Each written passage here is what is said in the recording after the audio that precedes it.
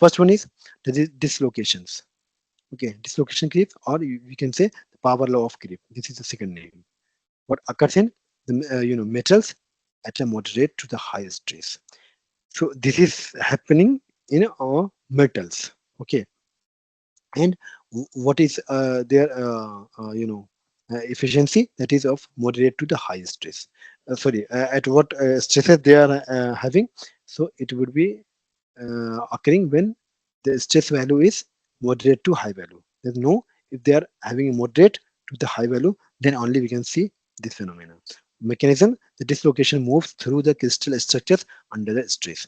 So due to the stress applied, or you can say stress is basically the load applied, because due to the loading you get the stress. So that we say the stress, basically we are applying the load only, but due to the loading they are stress, and that stress will you know helps to moving dislocations, right? And for that we will be having the dislocation kind of creep, which is known as power law creep. Examples are nickel based super alloys in jet engines.